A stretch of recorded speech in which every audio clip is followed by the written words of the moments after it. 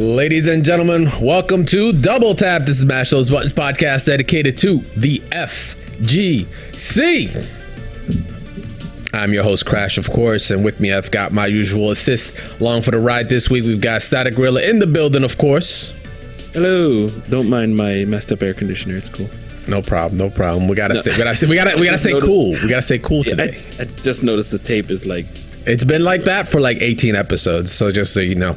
And of course, we've got Meza in the building coming through. What up, homie? Not much. It's actually really hot. It is. I put the sweater on and I was like, this is stupid. This is a mistake. This is a goddamn mistake. You know what? It's just what we do, right? That's just what we do. We just make mistakes. We learn from them. Fighting games, real life, all that good stuff. But doesn't mean we can't enjoy it, though. We've got a really awesome show for you guys here this week. Of course, this is Double Tap. This is a podcast dedicated to everything and anything in the fighting game community. This is episode 330. Recorded now on the 17th of July, 2023. And yeah, man, so we've had a packed weekend. We had some pretty fun events go down this weekend. We've got some numbers. We've got some characters to talk about. We've got some trailers that drop literally like in true fashion, you know, minutes before our show goes live. We get some new stuff that hits the press, but it is going to be a lot of stuff to get into. But on top of that, this episode is kind of is another special episode because we do have some guests this week. This is going to be a pre-recorded segment we actually had last week.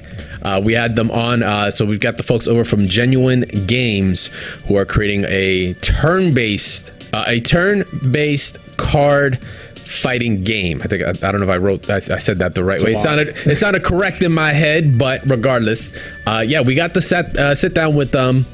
On a really cool segment for it, and we're gonna be sharing that with you guys this week on this episode. But on top of that, we still do have some news to get into, of course. But to kind of put a disclaimer out there for you guys, we do have some additional topics that we're gonna be covering because, you know, hey, our show we like, I don't know about you guys, we like to keep it lean and mean, right? We like to keep it pretty on point when the times. Most of the time, I know our producer will probably be like laughing as soon as he hears me saying that. So we do have some additional topics we're going to be getting into, but we're going to be posting those up on YouTube. And we'll talk about those specific topics after we get through, of course, our interview process here. So if you want to, you know, hear as to what they are, make sure to stay tuned after the show or after the interview during the show. But let's just jump into it, guys. Once again, so this is Genun Games. They came through talking about this awesome turn-based card fighting game. I will get that correct in some way before the end of the show. But it was really awesome. They go through the process of the artwork. We asked them a lot of, you know, kind of like the go-to questions and such when it comes to a fighting game. Like, hey, does it have rollbacks? Does it have this or that? Surprisingly, they do have answers for all of it. But yeah, so we're going to let that air out. And then we'll be live back afterwards to talk about a couple things such as, you know, the Capcom Pro Tour and what event went on this weekend that we all ended up watching out. So stay tuned and we'll be right back after this with the rest of the episode. All right, ladies and gentlemen, like we spoke before on this show, we do have some special guests here on this week's episode of Double Tap. You know, here at Double Tap, we're no strangers to bringing in guests from all aspects of fighting games. Got top players that have come through. We've had community members. We've had TOs, modders, and now we can check off another box on our bingo card of guests. We've got developers coming through. Please welcome to the show, of course, from Genun Games, their CEO, Michael Yagi. I don't want to butcher the name too badly there. He can get mad at me later. And of course, the technical project lead, Alejandro Hitti, to the building. Welcome, fellas. Thank you. Thanks for having us. No problem.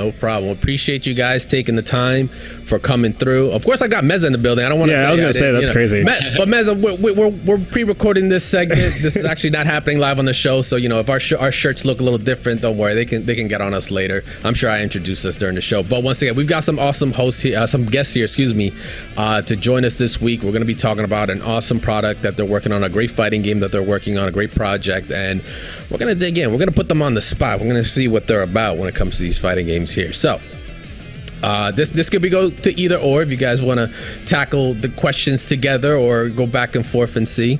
But let us know a little bit about the company and the game you guys got in store for us. Yeah, I could talk about the company and then hand it off to Alejandro to cover the game. So Genun Games is an indie studio. So it's kind of like a reuniting of game developers. So we actually all went to the same school together about 10 years ago for game development, a small school in Redmond, US called DigiPen.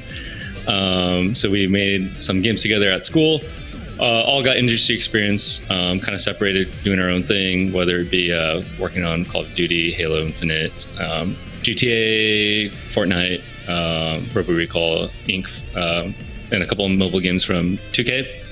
And a few more. If I'm forgetting my our team's past experience, but they got a long list of work. Is what he's trying to say. They're like they've been in the biz. Yeah, definitely. And then so now we're kind of coming back around and just kind of regrouping our friend group and making games again. So Alejandro can tell you a little bit about the game that we're actually building. Yeah. So the game we're working on is called Uppercut. And Uppercut is a turn-based fighting game where players like simultaneously play cards and try to outwit their opponents, right? So the whole point is, it's like a turn-based fighting game, right? The idea of the game is for players that like fighting games, like they like the anticipation, they like being able to like predict what their opponent's going to do and all this stuff, but they don't actually have the ability to execute twitch movements like on their controller, like learn all the combos, right? So this gives you like that whole thing of like, okay, I can try to predict what the opponent's going to try to do and then, try to win the battle that way. So the way we represent this is with cards, right? So every turn you have like 6 frames where you can place your cards, and then both players do the same thing. There's like a planning phase, right? Both players put their cards, and then you go to the execute phase, and then that's when you see everything, just like cool animations going on and like showing what's happening, and then you go back to planning phase. So that's how you go. You go through those 2 phases, and yeah, it works out really well actually. Once you play. Okay. All right. So the idea of we have a little. Yeah, you guys have shown it off a little bit on Twitter, posting up some of the looks like some of your builds, some of the interactions and all. We came across it, and like you said, basically it's a turn-based fighting game using cards. So it seems like the premise here is like you guys are like tackling, from what it sounds like, accessibility, like you said, it's about breaking that barrier that all fighting games tend to have, right? Like me and Meza, we've been in fighting games for decades plus now at this point. That doesn't even include the casual stuff, but competitively we've been in the game for quite some time, and it's second nature to us. But for someone that's just like maybe getting involved, right? There's a bunch of new fighting games coming out. You got your Tekken 8, you've got Street Fighter 6 that obviously just dropped. You've got Mortal Kombat coming out later this year, and even the Riot Project L. I forgot my letters for a second there. Eventually coming out at some point when Riot decides to deem us worthy to have that game. There's, for us, it's second nature, but for everyone that's getting a new interest in, that always tends to be like the hardest thing to bring them into. It's like, oh yeah, if you want to play or win, you gotta there's some practice. There's a little bit of a barrier. There's a bit of some practice you gotta put in there in order to throw a fireball, right, or to throw a dragon punch. You're trying to just have something that it could be easy to pick up, but still have like kind of the fundamental feel of, like you said, playing your opponents, a 1v1 game still. So you're trying to read them, you're trying to anticipate, you're trying to counterplay them, but you're just doing it via cards, right? Yeah. So that whole idea is like similar to other aspects that other developers have done. I don't know if you've like dealt with. I know I was speaking Project L earlier, but initially it kind of was birthed from another game called Rising Thunder, right, where there were cooldowns for the moves, right? You didn't actually have to do a combination. You just had to do a direction and a button. There's even a more mainstream game now called Grand Blue Fantasy Versus, matter of fact, getting a new one, that also implemented that system to kind of help bring that barrier down. And it's been like kind of dealt with in like a mixed environment where people are like, oh, you're taking away execution, now it's gonna be scrubby and such, right? Like anyone could just come in and beat me. And it's like, well, first of all, you could be beat by anyone on modern controls or something like that, then you got problems anyway. But the cool thing is, with the twist of you having now kind of like the whole card game aspect to it, are you looking to bring a new feel of like deck building into it as well? Like how deep does that card system go for this? If you can say that much right now. Yeah. I know it's all in development and all. You want to go, or I can go? I go for it. So the way that we're designing the game at the moment is, it's actually more like imagine like League of Legends or whatever, right? Where like we have heroes, right, or fighters, and then each fighter has their own deck, and that deck is it's set, right? So basically, the whole point of the game is that you basically just buy or unlock new ones, right? But the deck will be set. This helps a lot with the balance of the game, right? It makes it a lot easier to balance it just because we know what the set is. However, we have played with the idea of, again, maybe having every deck have like one or two cards that are like the like the cards that you can swap in and out, like a little variation. We also have a few extra mechanics to make it so that playing cards in specific we call it frames. So like each one of those slots is a frame. So playing cards in specific frames has an extra effect, right? And you can pick where that extra ability is at the moment, right? So like that makes it so that every fight, even if you're playing with the same decks, is still a little bit different, and people have different ways of playing, right? Or like, again, maybe we have a few that are like, hey, whenever you play a card in this thing, you deal an extra damage, and you like that one. But some people are like, hey, the ones that are like, hey, when you play a card in this slot, then you gain extra health, right? And that just gets a lot of different play styles. That's what I was actually gonna bring up. What was play styles, right? Is there a way, like, because we're just disclaimer, guys, for all the listeners out there, we haven't messed with the game ourselves. We have as much information as you guys have out there if you follow them on Twitter and such. But I'm for it being a competitive game, because I've also listened to you guys on other podcasts that you guys been on, and Michael, you stated like you're big on esports games yourself, right? Like you like to compete, the leagues, the Street Fighters and such. That's your thing. Yeah. And I know that kind of competitiveness is something you probably want to try to bring into this kind of game, especially being a 1v1 and all. But it's like the play style and the player expression on how they can play, because when it makes it too linear, like you said, it's okay to keep it as a deck that you're not changing too much on, because like you said, balance is a pain. Balance in a card game is just as insane as it is for a fighting game. So I don't want anyone to kind of get that misunderstood there. It's a pain. But the fact that you have like, it seems like you have a subsystem to allow you to just like, at this turn, or like you said, at this frame or at that frame, a card could be played in a different kind of play style. Kind of blows it up now, where it's no longer just a linear path. Like, oh, if I play this character, this is an aggressive character, and that's it. It's like, well, no, maybe you can play them a little semi-defensive, right? And kind of change the way you can approach it.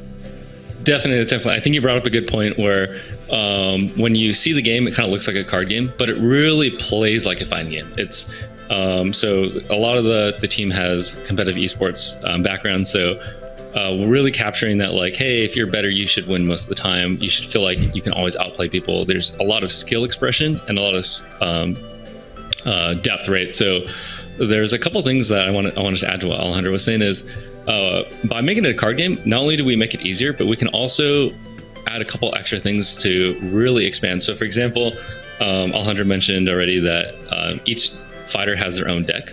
So basically you have your own moves. But what one of the really unique things that we can do in our game, which you can't do in fighting games, is we have a character where it adds a card to the opponent's hand that lets you teleport behind them because they're really strong on one side. And you would never be able to add a move. Say you're playing Ryu and you're playing against Dalsum, and you give the Dalsum the teleport, right, and give both matchups the same thing. So we actually have this really unique thing, because what would be really hard is like they don't know the inputs to it, they don't know when to use it and things like that. But because ours is a card, it's very easy to understand right away, and we have a lot of things that we can kind of experiment with new designs and kind of balance different matchups, make it feel more more depth there. But the other thing that you mentioned too is like how much depth is there. Really, what we kind of just added the latest change was what Alejandro was talking about, was the frame incentive. And why that's so cool is it gives players something to play around as well. There's not as much of a, like if you played games like League of Legends, there's a big knowledge gap. Like you have to understand what every hero does. You don't know how to play around the different team fights, the different environments and things like that. Fighting games have the same thing. You have to play the matchup a lot, right? And you don't know exactly. It takes a lot of knowledge. And so what we did is by making cards, it's not only easier to put the inputs, but it's easier for you to kind of understand at the forefront, like there's a little border around, frame 5 for them, and yours might be frame 2. So it would say like, hey, I probably want to either block or do something around their frame incentive, and they're playing around mine. So there's a bunch of mind games that come out of that, because you're you're incentivized to do certain things. So maybe like, well, juked him out. I actually just completely healed in my frame incentive because I knew he was going to block, right? So there's a lot of depth there. And even in those frame incentives, you can choose, like Alejandro was saying, your style of it. So even if I'm playing around frame 7 to 5, playing, say, Brawler, our main guy, because he has a lot of combo potential. And so someone might say, I want to play frame 7 to 5 so I can lead up to big combo into bonus damage on frame 5. Whereas I like to play it kind of off meta. I always try to get like top 200 in most games, trying to do something weird, right? So in Clash Royale, it's kind of a similar thing as a kind of hybrid card game, right, for mobile. Mm-hmm. But I always try to do something weird. So for the way that I'm trying to play Brawler in our internal playtest is I'm putting the frame incentive kind of early. So even though he's a combo character, I have multiple ways to kind of fight the other player. So I can say, like, I'm just going to jab you in the beginning to make you start reading the early things, and then I'm going to do the big combo. So now it gives me flexibility, right, of skill expression. So there's different styles to play the same characters too, right?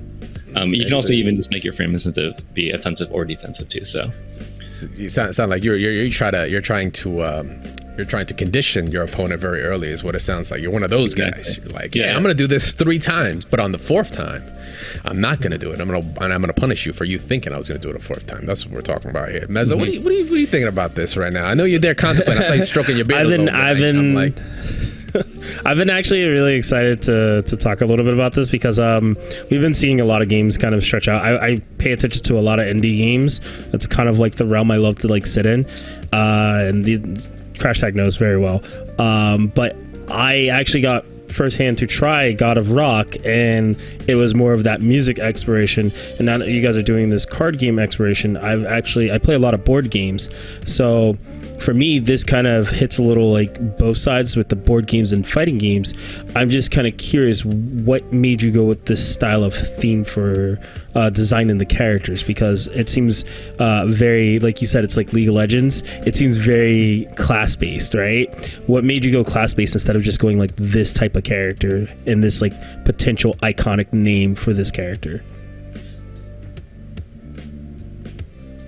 Alejandro, do you want to take that?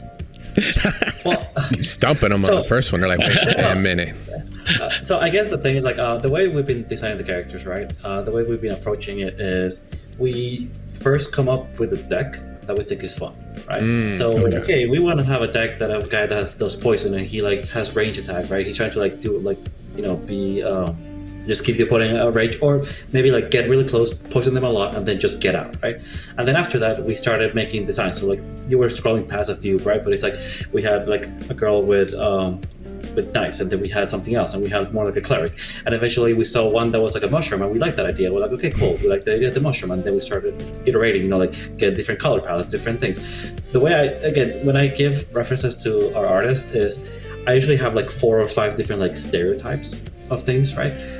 For our latest character, for example, she's a blizzard character, right? So the whole point of her is she's trying to like throw like icy things at you and try to impale you, right? And then some of her attacks are like, hey, deal 2 damage, but if they have 4 impale stacks, that means that you can do 8 damage or whatever. You know, like basically trying to create the stacks and then explode those stacks, or like do extra things when those stacks are in.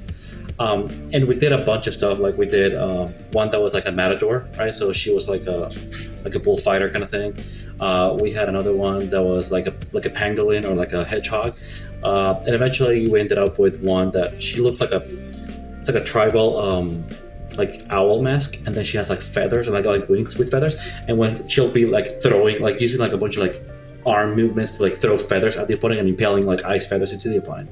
But yeah, it's just like we usually start with an idea and then we explore like 4 or 5 big variations until we're like, that one looks cool. Let's dig into that. And we have a very specific kind of design order priority, right? Because we're all kind of gamers. Some designers, they kind of start with like a lore. They design like what's the background of the character. For us, because we're very hardcore gamers, it's like what playstyle do we feel is missing, and what's going to feel very unique. And start from the playstyle first. We don't really think about the lore or at all first. It's like what is going to feel the best, what's going to feel the cleanest, what's something that's just kind of unique, right? So every character doesn't feel like a carbon copy of another one that's reskinned, right? And then so we go from playstyle, figure out their weapon. And then we go into visual design of like, okay, it kind of looks like from this style, they might be an Owlkit based character, right? And then we go into their background of like the lore, what kind of faction are they from, what's their region, religion, stuff like That's like similar to like how like League was in the early days. League didn't really have like super deep lore with some of their characters. They were just like there because they were just there, and then now over time you just kind of grow the character, and you grow the lore, and you kind of then create this depth. But the point was, like you said, it's really the play style, the archetype, like what would be fun, what's missing there. Obviously you're thinking about it in both like a casual sense and probably in a competitive sense as well, like okay, maybe a character like this could counter a character like this. So with that, I mean, you guys are in the awesome, unique position to be the ones building this and creating this. So at any point, any of you guys put your favorite like homages or your favorite kind of character types in there? Have you, as Michael just busted into the room, Alejandro, you have to answer this. As Michael just busted in the room, like, yo, you got to make sure to make a character like this because I was really good at that character, and I kind of want that in here. I want to be good at this game. I mean, we're a pretty small company, which is good and bad. We obviously have a lot of work and a lot of growing pains. But the good part of it, though, it's like, like we have designers, we have like programmers, we have like artists, and everyone is welcome to give feedback and to create a thing. So if you want to go and be like, hey, this is a character I want to make, and you design the whole character and whatever, the designer might come later and be like, okay, this worked, this doesn't work, let's balance it out, whatever. But everyone is open to have ideas, and because we can always just create a new character without any art or anything, just play around with it, have a playtest, and then see how it goes. Again, we had to like rebuild some of the engine part of it, but before we had another version of the game where we had 8 characters, right? So we already were like playing around with a lot, and our plan moving forward is always going to be like, hey, have like 4 or 5 characters always in the background, just like cooking and playtesting and all that stuff. And then once we need a new one, it's like, okay, cool, which one do we pick? Okay, this one. This one goes into production, which is, make the art, make the cars, make everything. Cool. We make it up 2 or 3 more characters, and we keep playtesting them until one feels good, because we change stuff.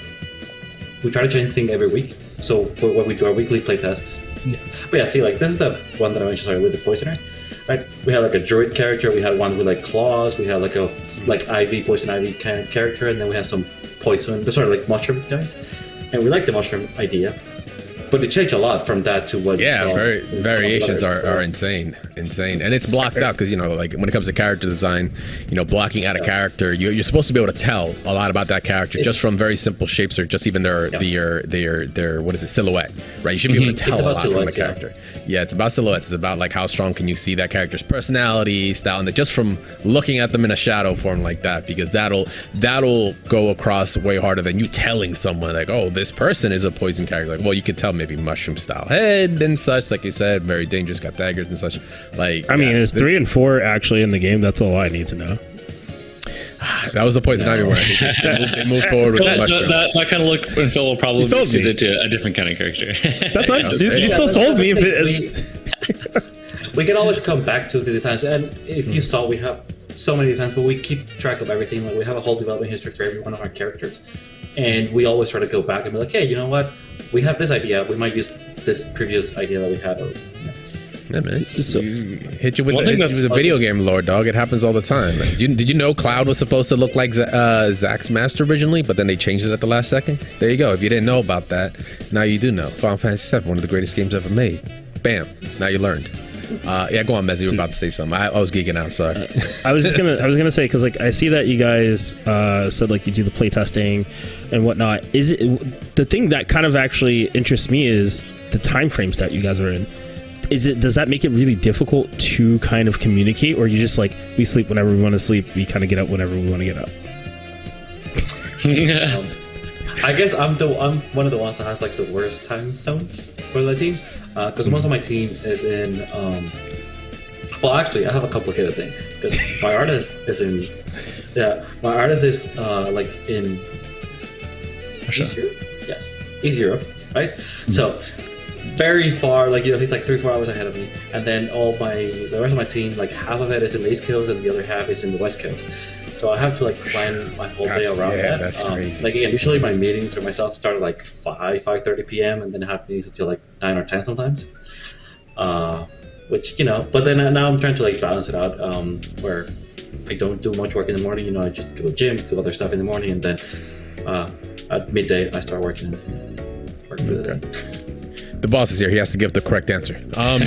But no, for sure. When you're juggling multiple time zone teams like that, I know it could be crazy. Your day will just forever continue. But actually, back on topic with the game itself. So like, what is the game like built on? And like, I know it's like a little specific, but what is the game built on? And like, what's the because you guys are obviously building this to be a competitive game, so connectivity, networking, and such. Like, how is that built on? Are you leaning into the meme of fighting games like, oh, if there's no rollback, I'm not playing it? But I'm like, that doesn't really count here because it's a turn-based game versus a real-time game where literal frames matter. But like, what do you guys like? What's your kind of philosophy and what's the direction you guys are I can talk a little bit about that. Sure. So the game is built in Unity, but you brought up a really good point, right? So one of the big things that I found from playing like Street Fighter is if you're not playing like local couch play, you're playing online, if there's no rollback, it's just like if it's not couch play, it doesn't matter, There's a bar to set nowadays, man. There's a bar to set nowadays. Yeah. But thankfully, because of our game has it's turn-based. Yep. It gives us a lot of flexibility for competitive because we can be competitive even if people are quote unquote dropping frames or their latency goes up from like 30 to 150. It doesn't impact the way that you read the players and things like that because it's kind of determined when you play your hand. So it gives us two benefits. We can have a competitive environment the whole way, as well as like have a wider player base, right? So you can be playing your friends from the East Coast to London, from Seattle, right? Which you really kind of struggle with, even with rollback. Once you go international, it gets hold up, right? So our other game actually does have rollback, but that's a real-time game. And then what was it? The other thing that we actually benefit from too, being turn-based, is the game, which we didn't mention before, it really, we're trying to hit that cinematic feel. So how like in Street Fighter, a 5-frame move has to look like a 5-frame move, but it has to be 5 frames no matter what, right? If it's 6 frames, obviously it's gonna be like, oh, that's busted. And so for us, because we do it at real time, our game can kind of hit that cinematic, kind of like anime-esque fight scene thing where we can move the camera around, which you wouldn't be able to do, and have that kind of expressive storytelling of fight scene choreography in a traditional fighting, because it's going to mess with the players, at times, concentration and stuff like that. Yep. So we actually get a lot of more just kind of storytelling moments for that. So if a move kind of goes for an extra 200 milliseconds or 5 milliseconds, you're not going to fret too much. It's not going to change the outcome regardless, because it's predetermined. Once you submit from, if you look at, like I said, if you looked at like the feeds and stuff that these guys have posted up on Twitter, you can see like, where you're putting your movesets. Once you hit submit, like that is the actions, and that is in the event that it will happen. So once that's sent out, however you're whatever, if it's your servers and such, however it's actually talking on the back end, whether it's P2P or whatever, that is predetermined on the way. So if something happens in between, that's already set up. And of course we can get super technical with it, but that's just a super high level look at it, of course. Yeah. And it's actually, and you can see there like go ahead.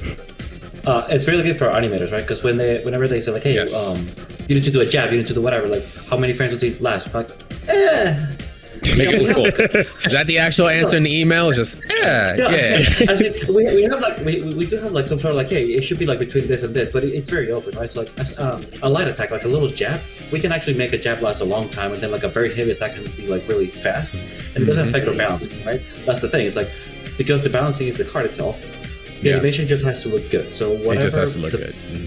Yeah, and that's actually a really good thing that we like benefit from. And similarly, it's like in a fighting game, right? For example, let's say that eventually you want to add like extra reaction things, like, I want to change the animation because I want to make it look a little bit better. I want to be in a fighting game. You really can't do that post-release, for example, because people already learned the reads. People already learned all this stuff, right? Whereas for us, we actually have considered that, if the game comes out, like, when it's doing well and all that stuff, you can always improve a little thing. Or like, hey, if you start adding like feedback for like this very specific charge between these two cards, you can just add it, and it doesn't affect our balancing or anything. It just makes the cinematic look cooler. Yeah. So funny enough, so like I know we keep going back to things like League and such. I don't know why. I swear I don't play League like that, but I have been playing Legends of Runeterra, which is like their card-based version. They've similarly done, but you made a really good point about the whole animation changes. Absolutely, because they've done something similar where like their level up animations for certain characters have been changed due to cosmetic changes in the character in like the actual main game, so they're updating that, but affects nothing whatsoever in the game because, like I said, it's turn-based and such. It won't really, but it looks damn good, and people will love that kind of extra work that gets put in. So, absolutely, I can see that. I can see that working out very well. I got something that's been kind of triggering me a little bit that I kind of it's a fighting game thing right now. So as you may know, if you guys play from Injustice to Mortal Kombat to any game that might have a story, this game is one of those games where I love card games, but they have no damn story at all.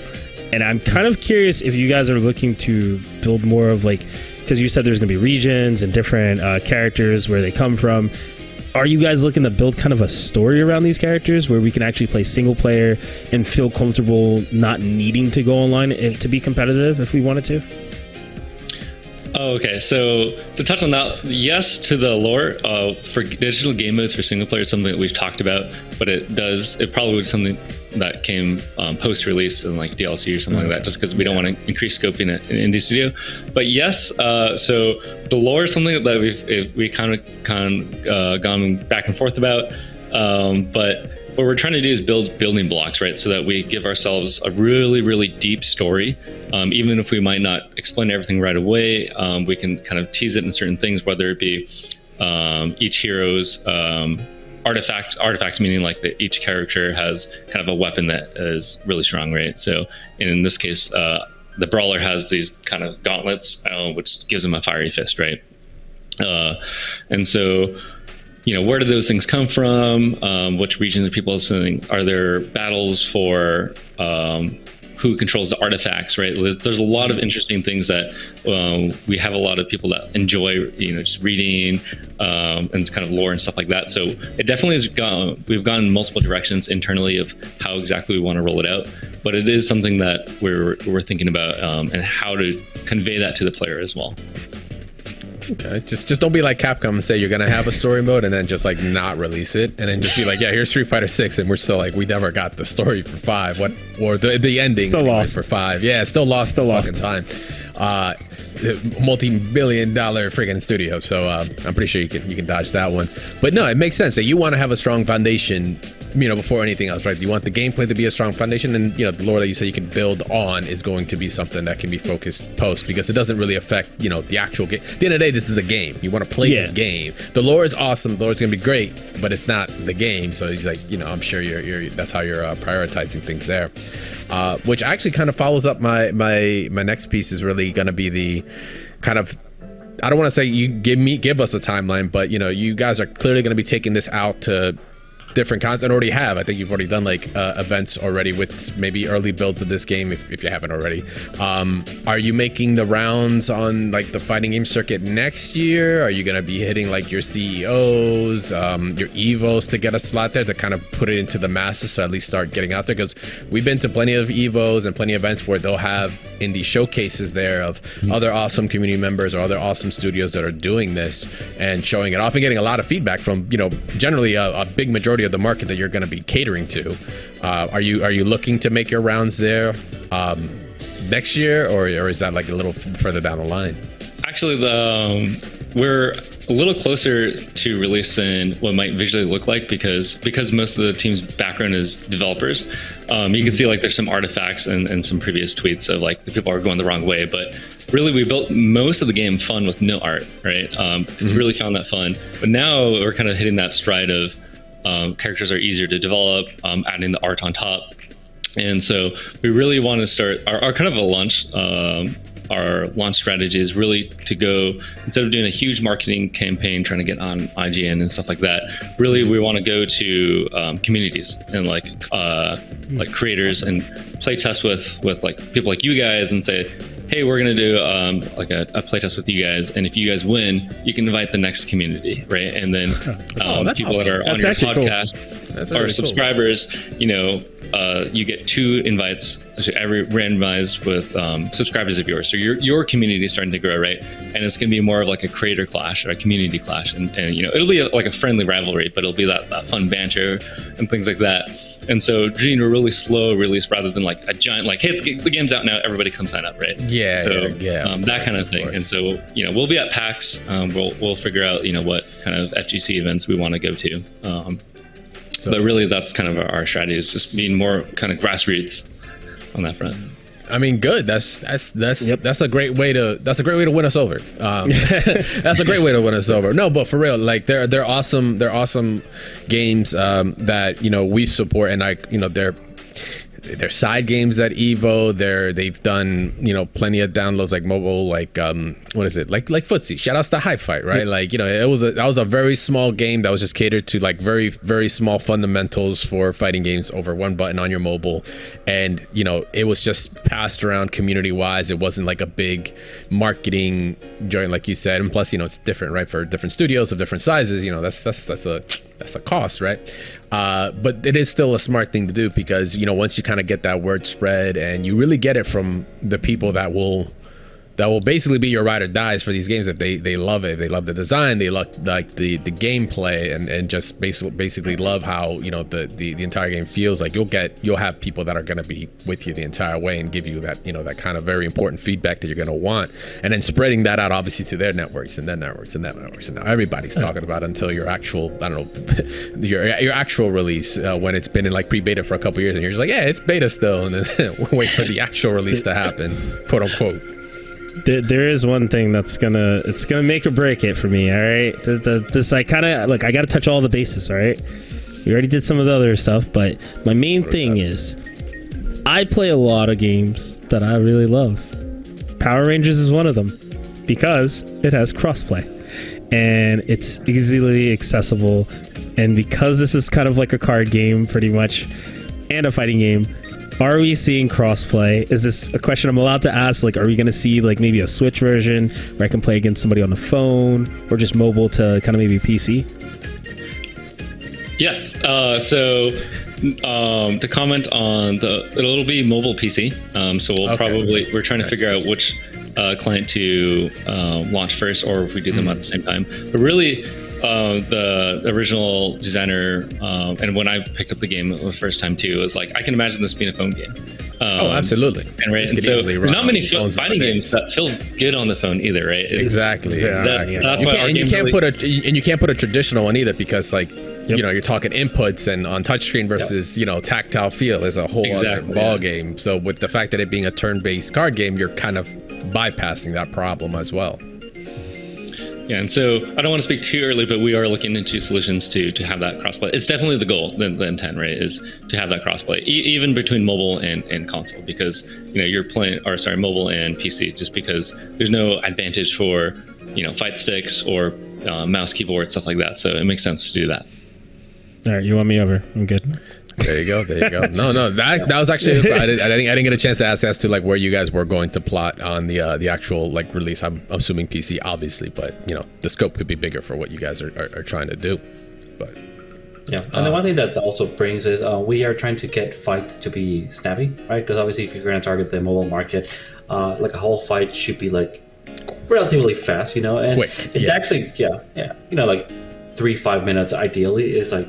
Where you just jump in, do a little fight, and come back. And then obviously, if you want to do like more tournament-based things, you can be like, hey, best 2 out of 3. And we have ideas for like that kind of stuff as well. Like, hey, if you win, the person who loses gets to change their character, right? But not the other person, for example, and that kind of stuff. So you can like try to counterplay, and then exactly. We have a lot of ideas for cool tournament-style ideas, or like that kind of stuff. Absolutely, yeah, definitely. So I think when you guys do make your rounds, you're gonna definitely hear a lot of that awesome feedback, because games like that allow you to do that. Like if you lose, like okay, maybe you do a fast menu where you can change your character right there. So it's not a matter of going back to the character select menu or wherever you have to do this, then load back in, things like that are gonna be those quality of life things. But those can be integrated as over time. But you come out the gate with those as well. A lot of people are going to play a lot of games very quickly. That's why we want to like roll the game with the community. Before doing like a hard launch, is just what do people like? What do people feel is strong?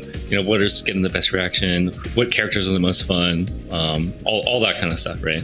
And people that play fighting games and card games, we'll definitely start there with the fighting game community, just because it feels the most like a fighting game. And then kind of branching out maybe to like non-fighting game players too.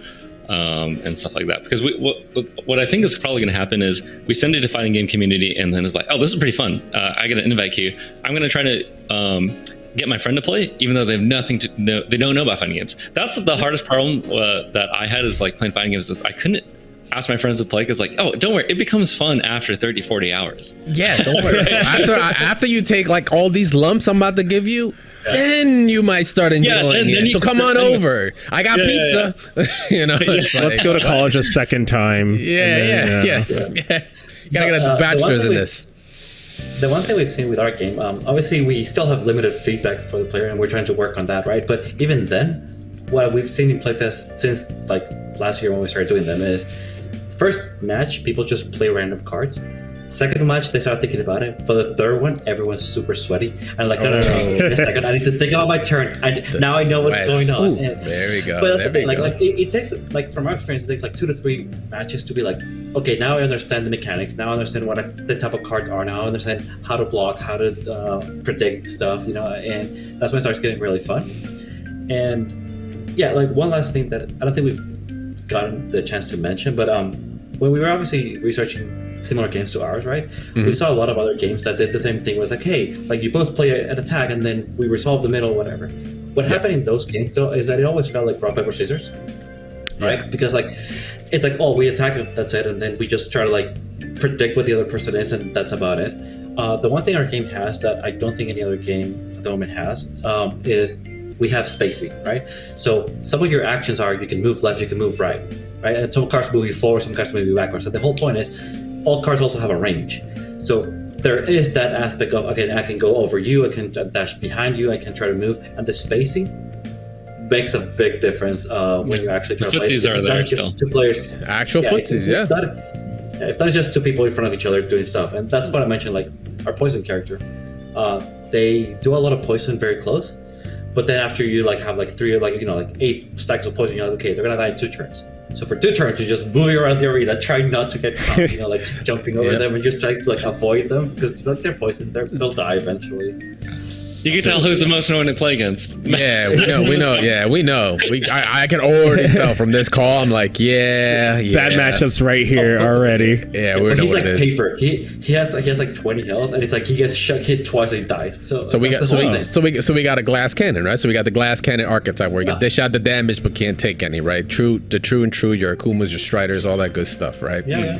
I was kind of curious because you guys did say there was going to be decks and available cards to also gain. Are you guys looking to, because a lot of card games kind of do this like very grindy style, and I'm a big person when it comes to like playing fighting games. I don't mind, and I guess I'll give an example, like something like Dungeon Fire Online, where they tell you have to level to a certain level, then you can PvP with the character. For me, I like to just go straight to the PvP. So, and having accessibility to everything. Are you guys looking to kind of do that, or more of okay, still play, but kind of earn these cards? And how many? Oh no! How big is the? You're going to be able to play the game with? And you get the full ability of the character right away, right? There might be some characters you have to unlock, but you're gonna. Like when you get the character, you just get the character, right? The things that you kind of grind, and you want a sense of progression as well, but it'll be things like, hey, my animation looks cooler now, right? Or I get that, like my impact frame, instead of going like that, it goes like boom, and then it goes through, right? So you're just like styling on people now and things like that. Yeah. And so those kind of things, you get the whole way to play the character. But if you show your expertise of a character and things like that, those are the things you'll be leveling up, right? Okay, that's cool. Yeah. I mean, the monetization that we're thinking right now is the game's going to be free to play, right? And then when you start the game, you'll have probably 2-3 characters unlocked, right? And then you can just play with them, unlock currency, and then kind of like League, right? Oh, if you play enough, you can just buy a new character, or you can just buy it with money or whatever. And then same for cosmetics. Like everything that you get in the game is just cosmetics or new characters. but you can earn the characters in game. Yeah, it's never not a pay to win situation, right? Nobody ever wants to be put in a pay to win situation. That's just like that's just who's got the bigger wallet. That's it. That's not fun. Like, you know, especially if you're trying to pull in people that to just get into it. Yeah, the way I see it is like it's really like the best. Oh, sorry.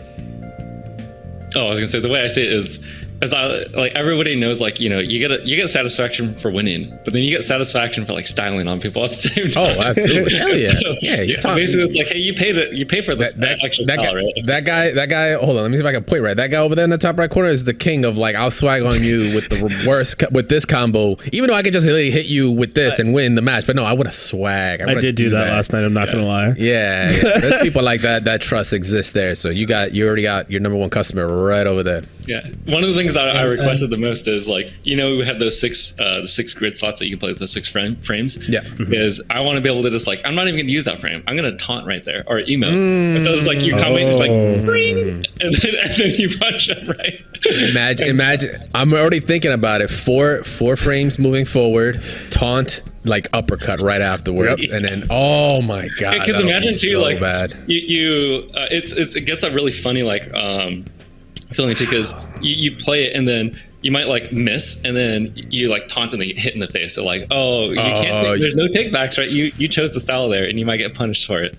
And so it's so funny if you get punished for it. So yeah, I don't know. That for me, it's like it's well worth the extra $1. I could already see the Twitter clips. I could already see the Reddit clips happening. It's gonna be good. All right, you mentioned a good point there. What's up? So we wanted our game to be very giftable. So because you could play the whole game, you know, there's cards in between. Mm-hmm. What the plan is, when you play the whole game, we play the whole fight back to you and take out the card play. So it just looks like a task, or like tool assisted. I forget what that stands for, right? And it just looks like a replay file. Exactly. It's like, why did that look so crazy? It's like it's all choreographed. So we want it to look like that, and you can play the whole fight scene maybe in like 15 seconds. So you can actually just basically get the inputs back, and you can actually then just import them or play them somewhere else and such. The game will be like 3-4 minutes because there's planning, you play the cards and all that stuff. Yes, like there's a lot of the downtime there. If you just stitch all the fight sequences together, it's insanely quick. Should be pretty fast. And then ideally we have like a little share button, be like, hey, just share this to Twitter. That's sick. Hell yeah. Look at that. That's some next level integration right there for sure. Easy replays too. I mean, you can kind of see what you did right or wrong, even though and you don't have to sit there for like 5 minutes. No 5 minutes, just 15 seconds, and then break that down. That's cool. Yeah, the other thing that's super interesting, which is not in the game, so I'm gonna freak out Alejandro for mentioning this here, but is there's always disconnect from the call in 3 seconds. Ready? yeah. It's like I was like, dude, I could have actually beaten you if I just didn't do that one thing. It's like, no, because I had this, I would have beat that too, right? Like, no, let's just go play back from that frame, right? So for our game, because it's like very state based in terms of like what turn it is, you'd be able to go back and play it from that spot. Or like, that reminds me of there's a really awesome tool. Actually, I don't know if I think it got integrated into the game's release. I don't know how familiar you guys are with the Guilty Gear franchise, but Plus R was done, is the older Guilty Gear, but it's got some amazing tool sets. One of them being a replay that allows you to replay like a match that you just played, and like say there was a moment where that was the deciding moment, and you pressed one button, you can go back to it and then tell it to do something else at that moment. So that way you can figure out like, would I have won? Kind of like very similar to what you just said. Like, if I would have done this, I would have won. Just look back at the replay and then let's change it. Like it was originally a community tool, but I think the developers that like ported it back over liked this so damn much, or they were in the community themselves. They were like, yo, this is godlike. Like we need to put that in. And I have yet to see any other game have that. Like no other modern game has had it. And I'm like, this is literally the greatest replay tool like ever. Like I still am mind blown as to how they did it. But having it here, makes a lot of sense, because now you can, because there's only so many cards, so many combinations, and like, how are you going to replicate those exact parameters again to kind of learn from it, right? To grow, to actually learn the matchup or learn that situation again, where you can be like, okay, no, if he does that again, I'm going to go this route because I know this will be this option and this option. But if he goes this option, then I know, I've lost, right? It truly beat me, got the read. Right, so Exactly. that's pretty sick to hear. That's awesome. I'm sure that's a nightmare. Alejandro's like, man, you're making it sound like it's so easy over there.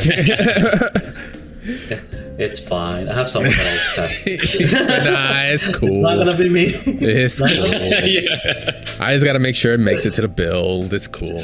But all right, so with that, I mean, we're kind of coming up on time here, but this is really the time for you guys to post up. This is the time for you to talk to our listeners here. Let us know what you guys are at, your tags, hashtags, or if you want people to get involved into it, where can we find you? Where can we find the project?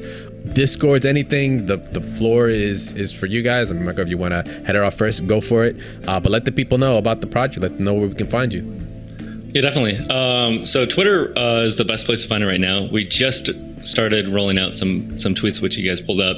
Our Discord community, we're trying to figure out how to best manage, right? Because we want to actually keep engaged with the community. So we haven't opened up the Discord quite yet, but we'll announce it on the Twitter. So pretty much everything will be through the Twitter, which is Uppercut Game. Unfortunately, there's a lot of kind of uppercut sounding things in Twitter. So it's Uppercut Game singular with no S. And that'll be the place there. And we are going to be looking for early playtesters and people that just want to hey, let's just, get in the game and start playing with us. The other thing we'll be doing too is starting developer streams. So just, hey, what does it look like? Why do games take so long to make? So if you want to figure out all the mistakes we make, or just play us playing the games, let's celebrate the victories, the crashes, then our Twitch would be the best place to do that. We haven't started it yet, but we'll be announcing that on Twitter. So Uppercut Game, definitely the way to go. Sorry? There you go. So, We're pretty close to that. Yeah, we've been already testing all the stream setups, all the stuff. I personally have tested my setup so that I can again stream myself, either doing some production work, getting references, all this stuff. I also code. I'm a programmer, so just implementing a new character or implementing some menus. Again, it might not seem the most interesting, but at the same time, it's a lot of people always ask hey, how are games made, all this stuff. So we can be educational as well. We all went to game school, the video game development school kind of thing, and we've all been in the AAA industry for a few years, and now we're coming back. So yeah, it's always nice to see how things are made.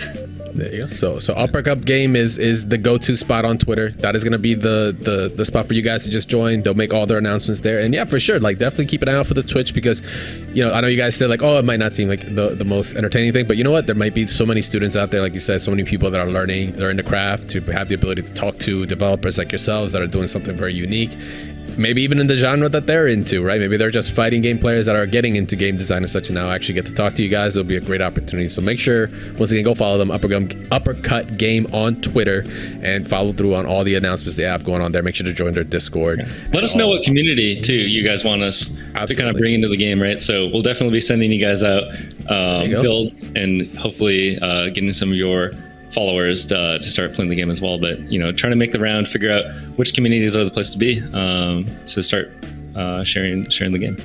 For sure. Very you guys builds, but they're still fun. Hey, that's the best builds. Those are the best builds. Yep. Those are the best builds.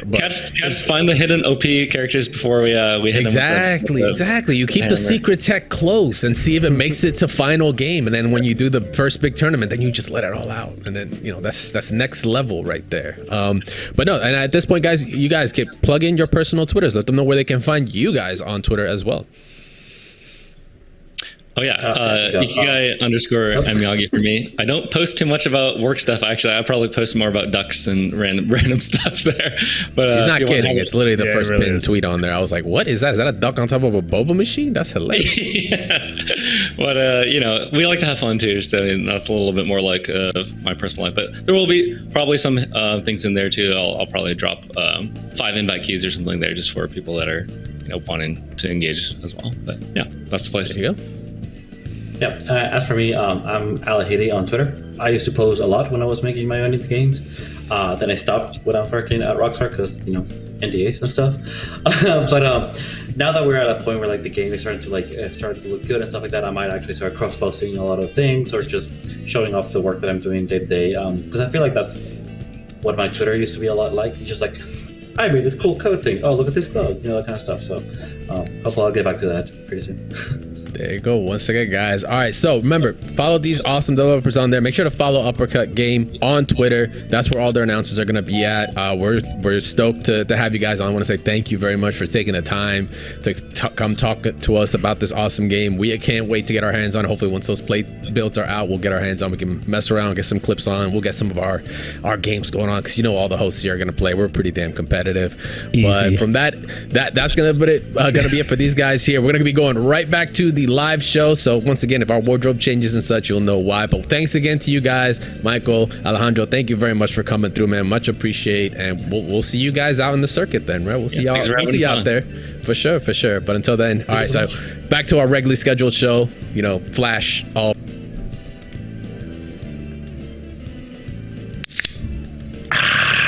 Cracking a cold one for the homies out in Genun Games. Shout outs to them. Shout outs to Michael. Shout outs to Alejandro for coming through. If you didn't get a chance, or excuse me, I didn't say you get a chance to check them out yet. It's Uppercut on Twitter. Go hit them up, Uppercut Games, excuse me, on Twitter. But they're doing some really awesome stuff. I was enjoying that talk, and even post show or post the recording. I know me and Meza were going back and forth like, yo, this is kind of fire. Like we're kind of like spitting back and forth a couple of ideas, or can't wait to get our hands on it to actually try it out and play it because it seemed fun. It seemed fun. Yeah, I'm pretty excited for the game. I just want to get my hands on it, and they were trying to get us to play the whole time. It was actually kind of cool. They were trying to show it like before the recording. We're like, oh, we could like set it up right now and show you guys the builds. I'm like, I didn't plan for that, but keep it in the pocket, and we'll do that later for sure. But it's always fun, game development. That's always fun, and it's an incredible process. As they were talking, they're going to be going live and streaming it on Twitch, on Kick, and such. And if you're a student of the game, not just fighting games, but a student of the art of video games, that's definitely a route you guys can go check out as well. But once again, shout outs to those guys, and I'm sure it won't be the last time we hear from them. As new builds come out, new updates come out, we'll definitely be putting them out there like that because we enjoy what they're doing out there. All right, so with that, we've got a couple little things to get into. We did stay in the beginning of the show. We have one or two things that we wanted to talk about post this interview. But first of all, let's get into it. Is the Pro Tour, Capcom Pro Tour. The registration is live, and the schedule is also live. So we finally get to see, kind of like the lay of the land when it comes to what is going to be the fighting game community's biggest tour ever. Biggest amount of prize pool, all that good stuff. Hey, also, might I know, man, we cleaned up really nice, right? My room was such a mess before, and I'm able to clean it up in like a second. It's kind of crazy. I'm very impressed with myself. I won't tell you what this is back here just yet, but I'm pretty happy with how it looked before. I know this thing, it's a unit. It's a goddamn unit. All right, so back to Capcom Pro Tour. So like I said, we have our registration is live, and I just went right into looking into the schedule as to like how they're going to handle all the actual events they're running. And this is kind of not new. We talked about it because they had initially said like how many like offline versus online premiere events are going to be. I just took it with a grain of salt, and I was like, all right, cool, that's fine. Let me just wait for the finalization of what they're doing actually happens. So if you actually look at the actual schedule for it, there's going to be 42 total slots that are going to be taken up. 18 players are going to be taken from online premiere. So these are completely online, different areas: US, Canada East, Midwest, Europe West, Brazil, South Africa, Asia East. Excuse me, all over the place. They have it all slated until the 14th of even next year, right? It's just started, but it's gonna be going on until the end of this year and beginning of next, with US, Canada East being one of the last ones actually. So actually it's gonna be us being pretty active at the end of the tour. But we get another 26 players from World Warrior online events as well. So that's going to be, from my understanding, World Warrior are going to be online events that are not Capcom, I believe, because the premieres, I believe, are the ones that they're in charge of, while as World Warrior are going to be the ones that are going out to potential TOs and such, if I'm correct here. But they do have it slated as to US East, who is US Midwest, West, all that good stuff, as well as Ireland, Spain, South Korea, all over the place, right? We have, how many of those do we have? We got, I think, total entrances from that come 26 players. And then, of course, we have our LCQ, which I'm wondering if they're going to do a week-long LCQ like they did last time. I don't know if you remember that, but that was like pretty rough. Yeah. I mean, the stories were great. The tweets were awesome. I loved hearing the insane situations that some people were going as. I think someone who made like top 16 or top 32, like they walked from like for 4 hours or something from like NorCal or somewhere to make it to SoCal, because that's like where it was held at, or close by or something like that.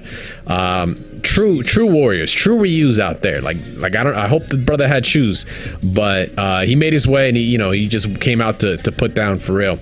And that culminates with the 3 offline players that you get from offline premieres, and that's tres. Only 3 premier majors in all of this. Why? What do you think that is? It's weird because like I felt like we talked about this before. I didn't want to kind of say it like this, but it's kind of like the end of the era of offline tournaments, at least for Pro Tour. You think? Are you saying for Pro Tour? I was about to say, I was like, bro, what do you mean? We just had a dope ass offline event just yesterday. What are you talking about? Yeah, no, not like that. But like that's going to be kind of like the training grounds, right? You still get your trophies. You still go there to get your medals. You still go there to get like capital for traveling, stuff like that. Of course. But I feel like these online tournaments, this is kind of like the Monopoly moment, right? Where Capcom goes, okay, we're no longer in need of services of offline tournaments. Everybody's kind of playing online anyway. It's easy accessibility. And to top it off, it just makes it easier for them. It does. It's similar like others have done. Riot Games has done a similar thing, but what Riot's also done, which I hope in the future, this is what I'm hoping they do, that Capcom implements in the future at some point, or really more game developers in general, is like have the client that runs it like be like the official client for like their online events too. Meaning like, for example, once again in Riot, like whether you're playing Valorant or League or even like Runeterra and such, they have their circuits like built into the client. So it's like all on their schedule. It's like it opens up on this date, you opt in and you go through their system. You get put together with an opponent. It goes through everything for League or for, and there's even leagues within it, which is really cool. I don't want to say that it needs to go that in depth, at least right now, but for the online premieres, I mean, yes, they're going to be, obviously you're playing the game, but I don't know if there's like any, like outside of custom lobbies, right? And the tournament aspect of Battle Hub, when they open up tournaments, I don't know if that's going to be like kind of what they're going to use as well, which, I mean, if they do, sweet. Like, I think it's the right move. If not, and they're still kind of, it's like a little bit of the old world still, where you're like, oh, we got to create custom lobbies, and they're still going to have a need for kind of like third-party operators to assist in that, and it's not like a machine that just does it for you. I think they'll be a little bit behind the times there, or rather, they miss an opportunity to make sure it works right. But it could be progress regardless. But the fact that we have so many qualifiers for online versus offline, if you take this to like even 10 years ago, right? We didn't have that. Like, not even 10 years ago, like, 5 years ago, it was kind of nuts, right? Like 5-6 years ago, you'd be like, yo, that's freaking crazy. But like the idea that an entire circuit, what's up? We used to only have 3. We used to have like 3 online circuits, at least for the US. It's like the opposite now, right? Yeah, you would make your pit stops in all the offline events that were Capcom Pro Tour events, and maybe 1 or 2 online premieres if you get a chance. It's just insane now how it's switched. But it's also it's good because it's basically like it's the accessibility, but it's also a call out to how far online has come, right? Like the acceptance. The acceptance on it, right? Because how long ago was it where we were like, anyone that was from an online warrior or a net warrior, it wasn't considered real, right? You weren't a real player. It was like weird. A net player that comes out to the offline events, like, oh shit, man, you got some balls, bro. That shit don't work out here. Ain't no lag out here, son. But turns out, net warriors are just as dangerous, right? Like I'm just looking at it in that sense as to how it's just more accepted. Like no one no one gives this shit. Like the most you'll hear about Anymore, it is oh, they came from online, that's why they're nasty. Is like what you'll hear is like maybe they're really high on the leaderboards, right? They're high in the rankings, or you've seen clips of them because there's so many replay channels and such out there, right? You'll see them kind of circulate. That is so different that now it's even affected official game like tours, competitive tours, right? To that degree is pretty awesome. I mean, just for it being 3 offline events now, because obviously I could probably tell you off the top of my head, it's going to be Evo, CEO, and Combo Breaker. Those are probably going to be the 3 majors that you see that are offline events. Psych, bro, you're wrong. Evo's really? 1. You're 1 for 3. The other 2? Singapore and France. I forgot they have to. It's more worldwide. It's more worldwide. Yeah. They have to give an offline event, but this is also year 1 for Street Fighter 6. This might expand.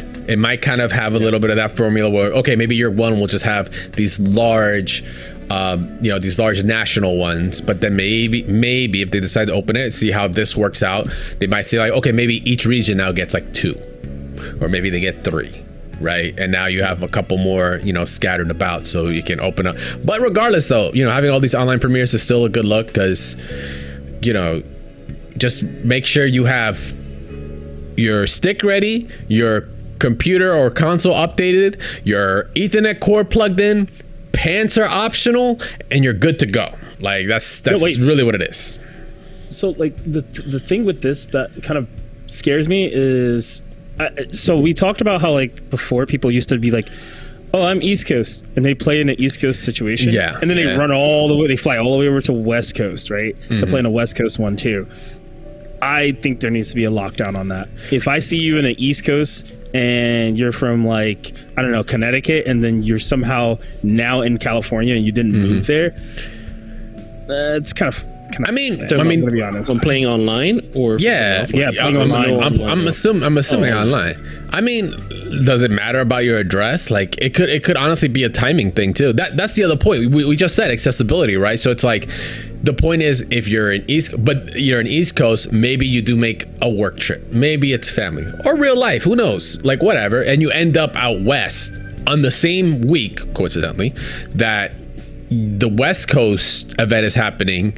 Maybe that means you could do the West Coast, but then you skip out on the East Coast. But you still make up a good point though, Meza. Like how is there a differentiator there? I know you need your Capcom ID. I know you need this and that to obviously register. I'm wondering how they're going to track that to prevent players from trying to farm. Maybe you can't just can't enter twice. Maybe, yeah, that is a good point. I mean, with $1 million on the line, you have to take them. Yeah, total of $2 million total, but $1 million for first prizes. Place. Yes, total $3 million, or $1 million first place, $2 million worth of prizes. Yeah. Cool. So, it's something we're gonna have to dig into the rules, and we'll probably check out, like it's saying, like duplicate entries and something. There's definitely gonna be some digging just to see of any ways that people that are gonna try to farm it. Oh, you already got it. So you're allowed to participate, but you in certain regions, whatever region you're in, but you have to reside there, meaning you have to live there. Oh, so you do have to like live there. I wonder how what do you want me to get a bill? Here's my electric bill, Capcom. I live here. What do you want from me? This is where I pay my internet for your rollback to live on. So here we go. They even said once a player participates in a tournament in the block corresponding to the area of residence, the player may not participate in a different tournament. If her residence changes during the period of the tournament. So you're screwed even if you move. You still have to compete in. If you're on the East Coast, you move to the West Coast and you compete in the East Coast tournament. You still got to compete in the East Coast tournament. What, really? Wait! You said it even in the event of moving? Yes, it says the player may not participate in a different tournament block even if his or her residence changes during the period of the tournament. Oh, shit. So, you're locked into that. Ooh, okay. Well, good luck on that. Okay, so they really are like whatever your initial one is where you're getting stamped as being representing there. Interesting. I just don't think there's a way around it. I think you just prep for who you're probably going to play, because that's probably going to be the easiest instead of trying to funnel into somewhere that you think is weaker or whatnot, like, which I don't think there's anywhere that's weak at this point, because Street Fighter 6 is everywhere and everybody's getting really good. Joke's on you, Capcom. I'm gonna VPN my ass over to the West Coast, and then I'll move over there. I don't know where this leg's coming from. I have no idea, sir. You can trace me back. I am definitely on these servers. I don't know what you're talking about. Just don't come to my house.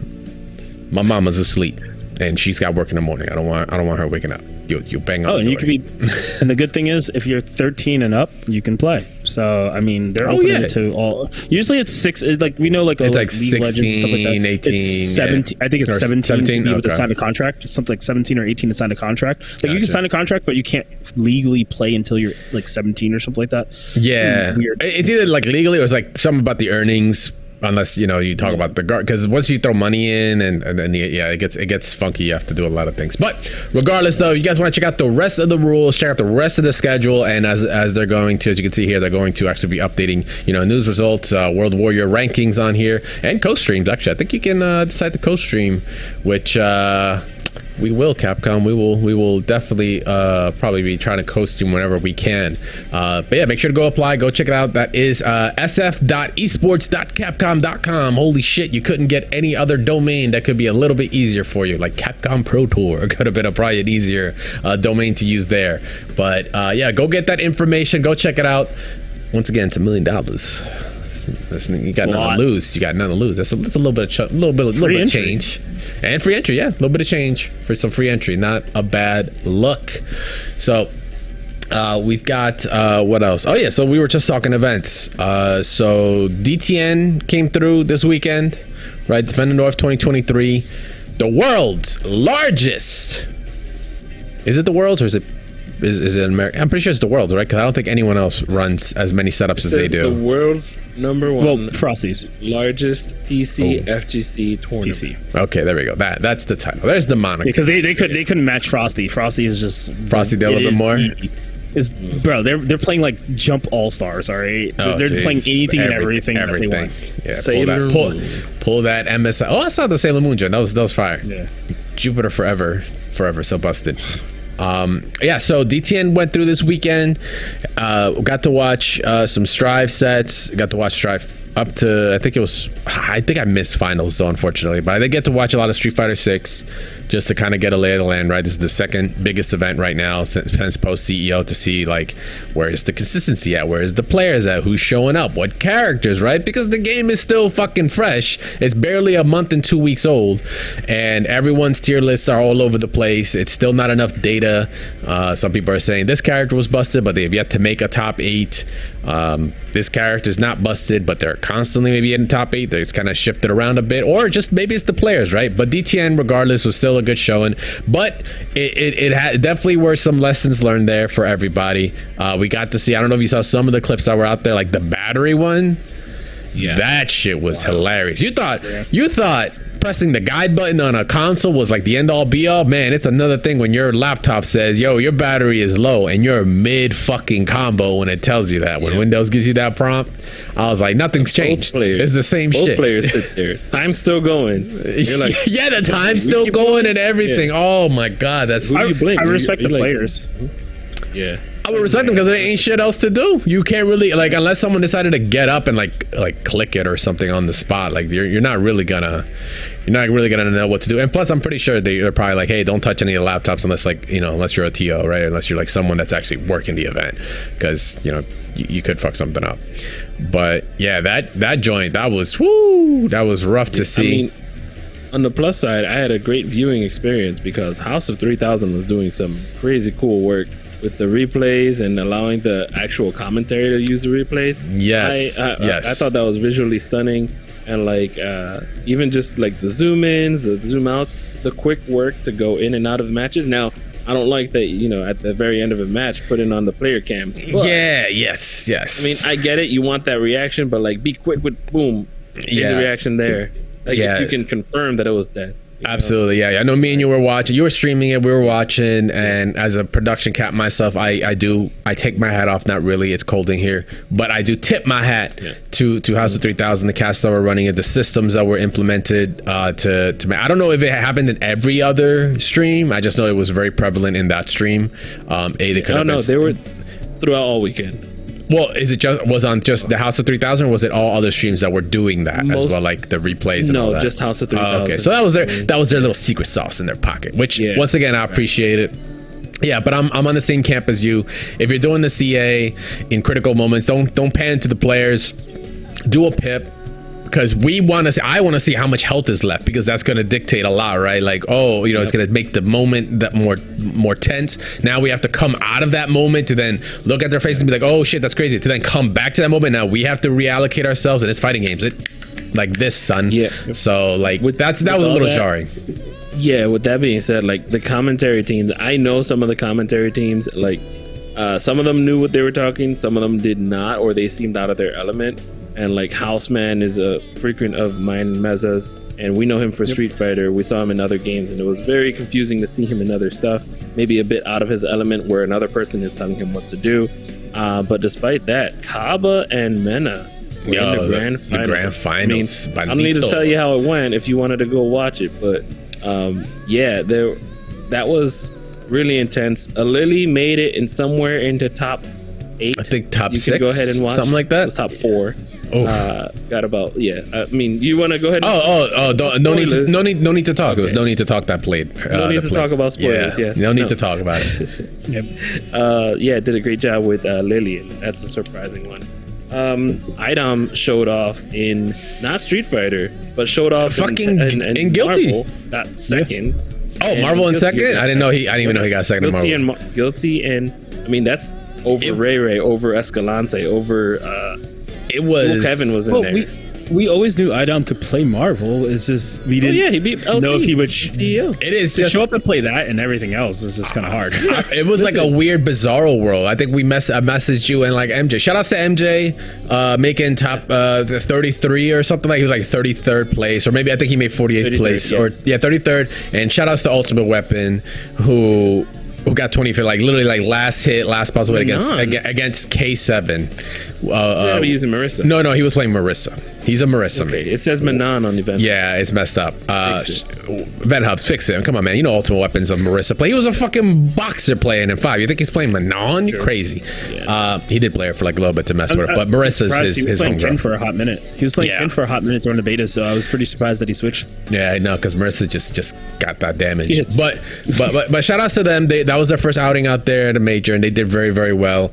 But like going back to Idom, like it was such a weird bizarro world, man, because like Idom did incredible in Guilty Gear. I think he played and won against K7, while as like nothing short of K7, like he's still like an amazing player. But like then the opposite, like K7 did better than him in Street Fighter. I was just like, what is going on? Like it was a great feeling though. It was confusion, but it was like, man, everybody's just playing everything and everyone's just nasty. Like I'd love to see it. I love to see it. Like it's fine to be a specialist and just be all about your one game. That's fine. But when you got like, because I will give Idom props. Because I thought when he was messing with Guilty Gear, I was like, oh, he's just fucking around. He's going to take this shit seriously. I think the brother really does enjoy the game. I know he enjoys Marvel a lot. But like, I was like, I don't think he's going to enjoy Stripe that much. Like, I think he does. Especially post-CEO, I was like, yo, I think he's really about it. He's really about the Testament. And he was just showing up. And it would look like he was having fun, which is good. But regardless, all the players that made it in top 8, top 16, all that stuff, it was great to watch. I definitely, because... Oh, good. No, if you're going to keep going back Street Fighter. Nope, I'm done. Well, I was just going to say, it was because I watched it from a different perspective, obviously, because I wasn't just watching only that. I watched a little bit of Street Fighter, obviously, and some Guilty Gear. But I actually was watching a lot of the other games, and obviously watching my specific game, DNF Duel. And yeah, they were House of 3000. They streamed that too. It was really good what they were doing. Caught some great moments. Definitely, if anybody wants to get into DNF Duel, that's a good way to start because it's a little menacing where it's at right now. It's a lot of information, but yeah, shout outs to Cal coming all the way from Canada. Spent a whole week in New York, and then showed everybody why the game is the way it is and why his character is the way it is. Ranger is very strong. Ranger? Very Okay. strong. Yeah, very strong. You rocked Ranger for a while, right? Yeah, I joint? kind of regret not sticking with the character because now he is the meta of the game. But I mean, hey, you know, you never know what you're gonna get. But sometimes you gotta roll them dice, homie. It is what it is. All right. So with that, once again, DTN still like, you know, at its ups, at its downs. It's every event. There's lessons learned. Her AC needed to be turned on again. I mean, listen, like I don't know what the deal was there. I'm not gonna pry into it, but you know, I'm sure they're aware they need AC, and I'm sure it's probably something beyond their control that happened. But I heard they had fans, so. Well, I'll tell you this. For what it's worth, I did hear from people that I knew that did go. They said the only part that didn't have AC was the front of the hotel where they were playing. So the players had to suffer. But hey, there was AC and air conditioning inside where you were watching it. So it's kind of like, go cool off and just sit there. At least you're. It's one of those situations where you get knocked out. You're like, oh damn, I'm knocked out. But you're like, oh shit, I'm knocked out. I'm gonna go spectator mode's where it's at. I'm out, and then you leave. Yeah. So you know what? I'll play on my Steam Deck. It's every event. Shit happens. It's understandable. I'm sure they're aware of this. But regardless, I still, you know, it was great matches. It sounded like it was a great time. Other than that, you know, don't believe I mean, honestly, people will always have their grievances on Twitter. It is what it is. But overall, it seemed like it was an overall good time. So with that, guys, we're actually going to be wrapping up. But once again, like we said before, we did the pre-recorded show. Meza was already kind of hinting at it. We got a lot of other things to talk about. We've got some DNF stuff to talk about, right? Spectre's out. We want to see how she's doing. This new system mechanics. We did get a new video for Rashid, the gameplay trailer that dropped right before this show went off. But we knew it was going to be a little bit tight for time. So if you guys want to check out all that content, we're actually doing that. It's going to be live over on our YouTube. That is on youtube.com. It's Double Tap FGC. I don't know why I told you youtube.com. You already know what it is, but it's at Double Tap FGC. Go check us out there. Go subscribe. Get notified and such when we put on new episodes. We do put on new content every week from the show itself, and we do have some awesome content coming down the line for you guys. There's some original content to enjoy. But go check it out once again. Double Tap FGC. We've got some more things to talk about that we couldn't squeeze into this show. So think of it as like the extras. Think of it as that. So you got a little extra bonus content. But once again, go check it out and make sure to follow us at Double Tap FGC on all social media platforms, whether it's on Twitter. We're also on Blue Sky. It's actually doubletap.gg. If you actually hit that, put that right there on your web browser, you actually get forwarded right to our site. So you want to check out all our episodes on whatever podcast platform of your choice, go check that out. Give us a shout out if you want. Give us a reply. Give us some feedback. That's what we want to hear. We want to hear some feedback from you guys. Let us know what you're enjoying about the show, what you don't like about the show. Let us know. It all helps. Much appreciated. Make sure to go follow my awesome host. We got Static Gorilla at Static Gorilla on all social media platforms and on Twitch, of course, where he's watching tournaments, playing in tournaments, doing Roller Coaster Tycoon, whatever. The brother's active over there, right? Yeah. Exactly. That's all you need. Pretty soon it's going to be Planet. Pretty soon it's Planet Coaster. Now it's Planet Coaster. The brother is leveling up. It is what it is. There you go. And go check out Meza at Meza FGC, of course, on all social media platforms as well. He does go live on Kick. He is the only person here that streams on Kick from the host. So, you know, if it's green, you know what it is. So go follow him over there. I know he's doing some awesome stuff for the DFO community. You already did your one event there, but I know you're doing some DNF stuff down the line. You're going to be doing more DFO. You're going to be supporting it. I know that's your franchise. That's your shit. But yeah, man, when's the next one happening? The next one, so we have our open lobby Thursday. This Thursday, every Thursday. I changed the times. It's going to be 6 to 10 p.m.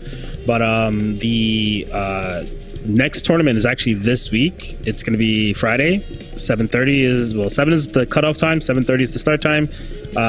We had a really good showing last time. We're going to have a lot more, hopefully this time, a lot of old school players coming back, which is great.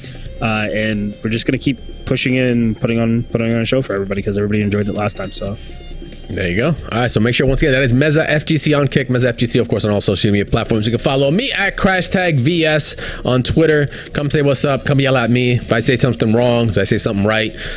You can tweet me. It's cool. DMs are open. I won't get hurt. Twitter's not a real place for me anyway. It's all good. It's all love though.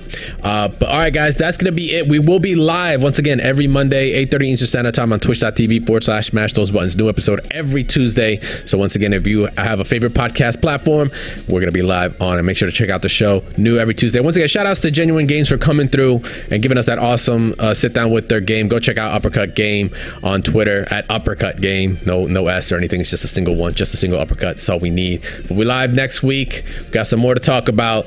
We'll see you guys then. Later.